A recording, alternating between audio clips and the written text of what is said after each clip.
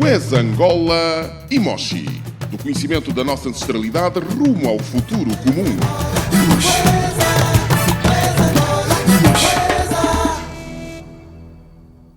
Caros amigos, bem-vindos a mais uma edição do programa Wes Angola e Moshi. Nesta edição vamos falar-vos sobre história. A África tem raízes profundas e acontecimentos comuns que levam a pensar que, afinal, somos um só desde a nossa ancestralidade. Compreender Ngola Quiloange, Ngingambandi, Mbandi Angola e Ngola Mbandi não é apenas compreender o reino do Ndongo, mas é também irmos até a Lunda, o reino do Bailundo, o reino do Congo e ainda o reino do Quanyama.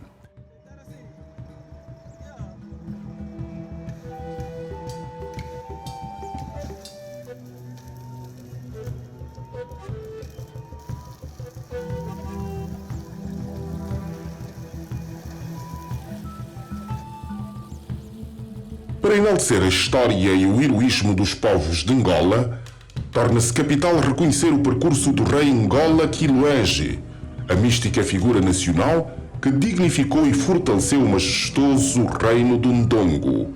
Comandou, negociou, travou batalhas intercontinentais e conquistas presentes na nossa identidade nacional hoje e para sempre, com orgulho e honras à pátria.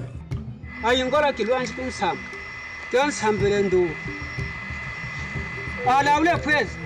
Nós, na Angola, herdamos o diplomático legado de heroísmo e bravura que consagram Angola, uma república nobre e soberana.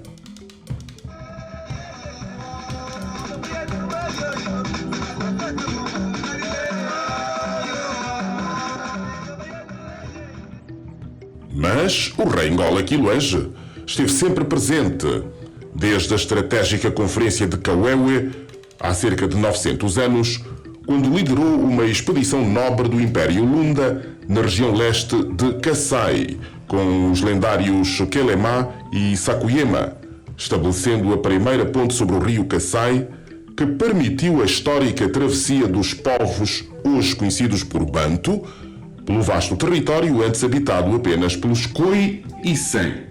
Numa só palavra, Khoisan, expandindo assim a sua dinastia por todo este espaço geográfico, hoje conhecido como a região SADC. Original Ngola Quiloange, que é cheio de Angola, é uma família mozegele. Azapulemana lutengo, utenga ndoho jauma, yumayeka nyeka izi ya pwilo mbayali mwali mwanga awayahiluka mulunda awayeza munumushu ahaza hapwile homa hamuhagala ndo musono yumayeye sumafuchi mavungu nyiminyachi haza na shimbwila tango lizimuliza kapwa swanu makaswili tuwane chikota cha chisemuka chetu chino cha Angola hanga chikafambu hapwile Ngola Quiloange, hapwile Quelema, hapwile Sakuyema. Oyeno apwile akwete chifuchi chochino.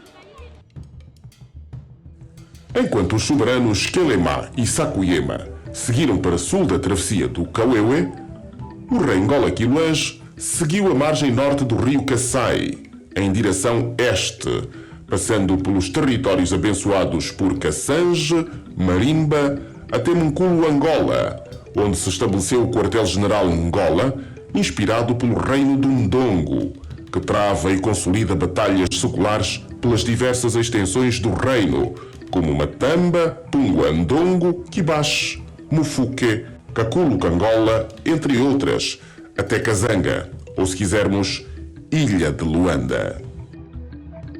Na história contemporânea, focamo-nos na região do Mufuque, povoação de Mbandi Angola, um general qualificado na Conferência Real da Etiópia e consagrado guerreiro africano que guarda o livro da história de Angola, até hoje retido em Portugal, facto que alimenta uma profunda nostalgia ao povo do Mufuque, adicionando-se à perseguição angustiante do exército colonial, que culmina com o tristemente célebre massacre de Mufuque, que leva à união de forças nacionais na luta contra o colonialismo e consagra o ideal perseguido por Ngola Quiluange.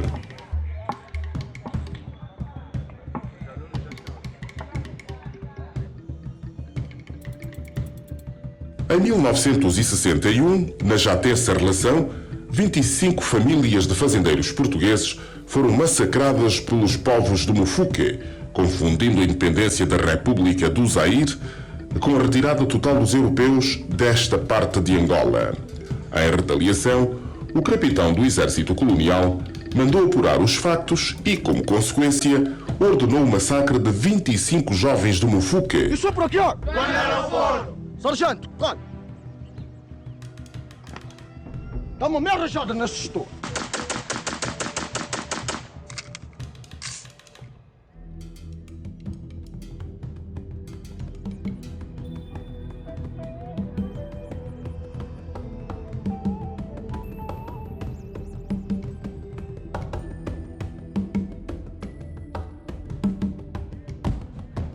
Nesta edição vamos, pois, trazer-vos depoimentos sobre o livro da história de Angola. Quem nos fala sobre isso é o Dr. Manuel Francisco.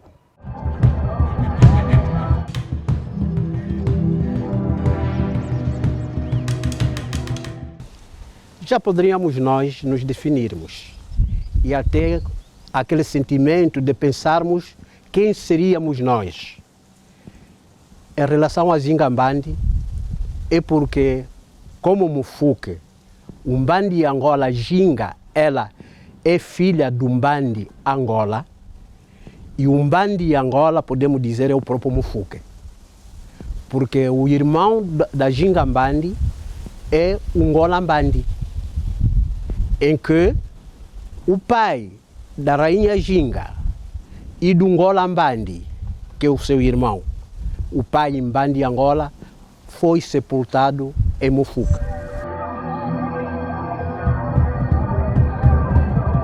Portanto, é no Mufuque por onde existe todo o nosso sentimento. Quer dizer, sempre pensamos nos nossos ancestrais. Se nós vivêssemos com Ngolambandi, o que seria? E até agora no Mufuque por onde tem duas sepulturas. A sepultura do Mbandi Angola e do Ngolambandi, que é seu filho, e pai também da rainha Ginga, que é irmã do Ngolambandi.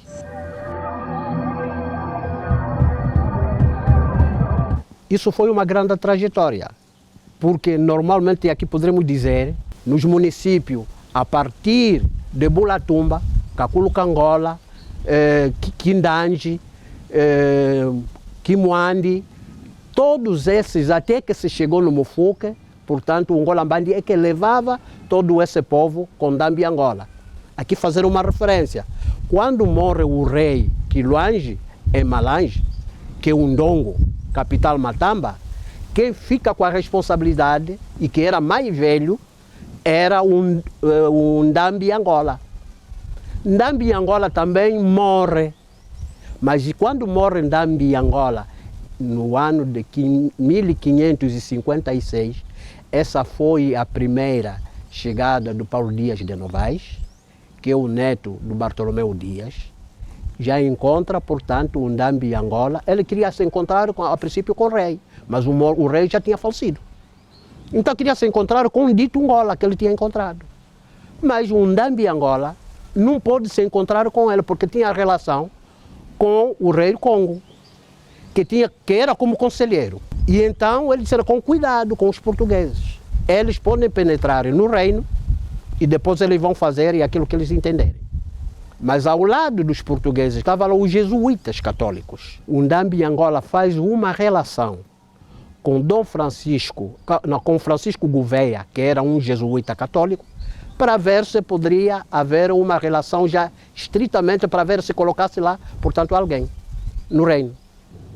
Assim que foi o conselho feito, Ndambi, através do Mikunge, porque o Ndambi nunca teve nenhum nome de batismo, como foi Isso lhe consideram o nome como o rei do Congo, já estava em ligação estreita com os portugueses.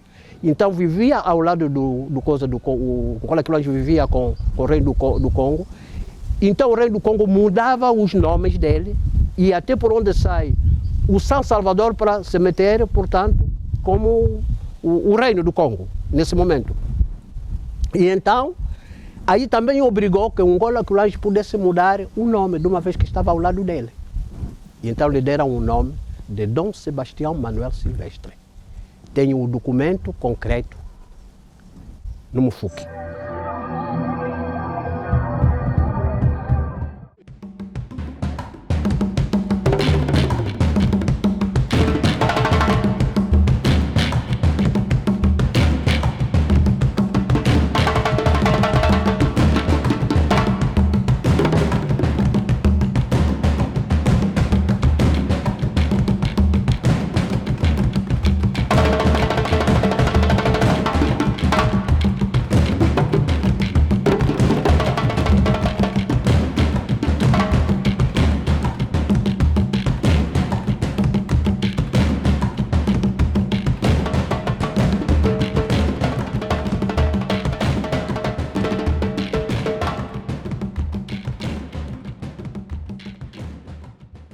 A doutora Rosa Cruz e Silva, uma historiadora angolana que todos conhecemos, já foi Ministra da Cultura durante 8 anos, vai falar-nos precisamente sobre esta questão do livro de História de Angola. É que a doutora Rosa Cruz e Silva tem trabalhos realizados sobre os reinos dos Angola, dos Ndongo, sobre África e sobre muito mais.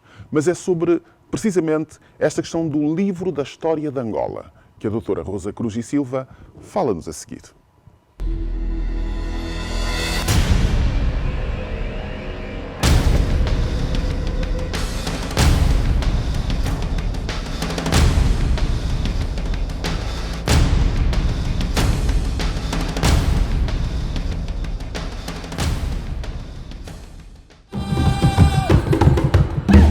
O que se sabe sobre a história de Angola, ou aquilo que tem sido divulgado, e agora até um pouco mais, porque saíram 2 publicações sobre a história de Angola, uma de René Pelletier e Douglas Wheeler e outra de Carlos Alberto Pinto, acho que já ouviu falar. Penso que não vou fazer comparação entre os dois livros ou as 2 obras, mas desse período, portanto, da história antiga, da história com o surgimento dos reinos, não é? Do meu ponto de vista, não há um tratamento mais apropriado sobre o papel que essas figuras, estou a falar dos soberanos, dos reinos do Congo, Dongo, Matamba, Kassange, Lunda, enfim, todos os reinos, podemos ir até ao sul, Quanyama, os estados do Planalto, enfim. Primeiro não há essa cobertura, não é? Mas, por outro lado, parece-me que há uma certa marginalidade de muitas dessas figuras. Por exemplo, o livro que está a ser mais divulgado, talvez mais lá fora, estou a falar da História de Angola, do Alberto Pinto, que já vai na segunda edição. Para mim, aquilo é uma história da presença portuguesa em Angola. Bom, se nos primeiros capítulos há a preocupação de tratar o reino do Congo, o reino do Ndongo, as 3 figuras importantes, no final da obra, quando vai fazer a lista dos reis, ele primeiro põe os reis de Portugal, depois é que põe os reis de Angola. Só por aí se vê a subalternização que é feita a figuras que tiveram um papel relevante na história. Mas qualquer país que apresente uma obra para refletir a história desses protagonistas tem que lhes dar a devida centralidade. Bom, e então eu penso que isso é um trabalho a ser feito também de revisão pelos historiadores, nomeadamente angolanos, e aí devo confessar que há de facto também uma retração, há sei lá como é que eu posso dizer, falta de entusiasmo, falta de curiosidade científica para que haja mais produção e cobertura dos vários períodos. O Angola, nós podemos dizer que foi mais do que um Estado, apesar de a centralidade de Angola estar no Ndongo. Esse título acabou por se proliferar, não é, pela região. Nós vemos a continuidade das expressões de determinados aspectos dessa linhagem nas gerações que se seguem e que vão para o século XIX, já não pensando no Angola como um lugar determinado, um povo de uma determinada área sociocultural, locutores do quimbundo, etc. Mas os herdeiros desses Angola foram capazes de anunciar, se quisermos, uma história de ligação com outras regiões do país, nomeadamente com o Congo. É intrínseco em cada angolano o desejo de reconstruir a história do nosso país. Vejamos momentos ímpares captados durante a gravação do documentário Kudimoena, na localidade de Mufuque. Ali ficamos a saber de que os angolanos são capazes de tudo na hora de defender a sua honra. Foi 15 de março de 1961, quando esta parte do norte do país iniciou a grande luta de libertação nacional contra o colonialismo português.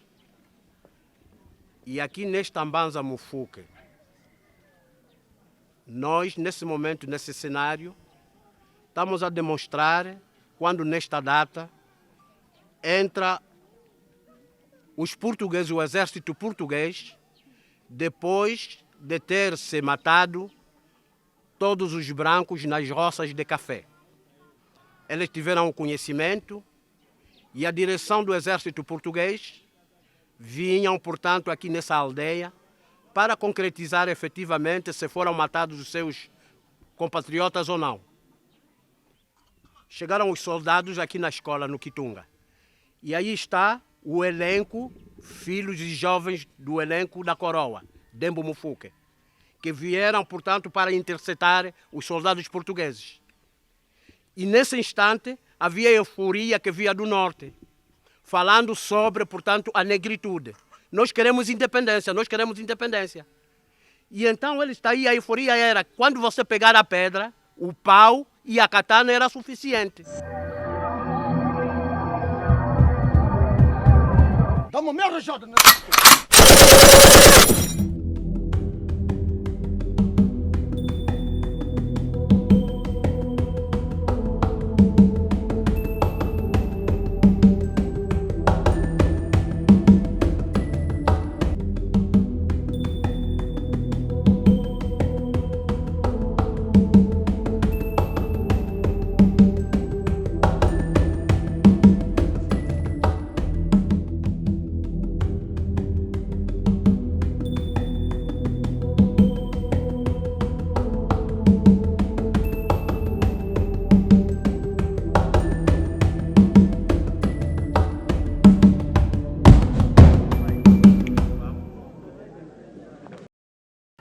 A partir daqui, com esse acontecimento todo, nós nos dirigimos, portanto, na mata, aquele que se chama Mata do Lembe, por onde este povo permaneceu durante os 14 anos de luta armada.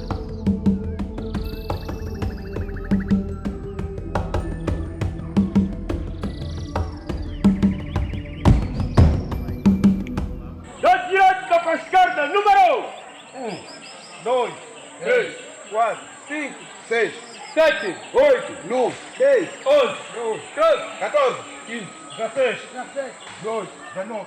Bravo! Arma! Danças a seu comandante! Batalhão! As tropas na parada, com número controlado, 20 homens, o que apresenta formatura Jorge Antônio Caiaca, que permita-me que mando descansar as tropas na parada. Sois ordem. Ordena a tropa. Suspender! Armar! E é esta mata que nós nos encontramos, que se chama Mata do Lembe. E aqui, em primeira instância, que foi para questões de proteção, colocou-se os quartéis. Então esse é o quartel-general, por onde nós estamos. Depois do quartel vai vir a escola, depois a igreja e, portanto, as sanzalas por onde os povos ficam.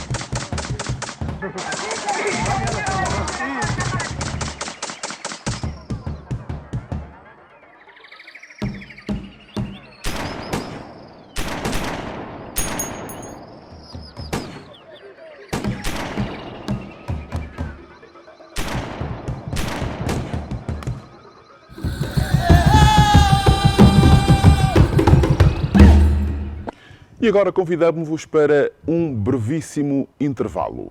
Não perca a segunda parte. Vamos trazer-vos o Dr. Filipe Vidal. Ele vai falar-nos sobre a antropologia como fator de integração regional.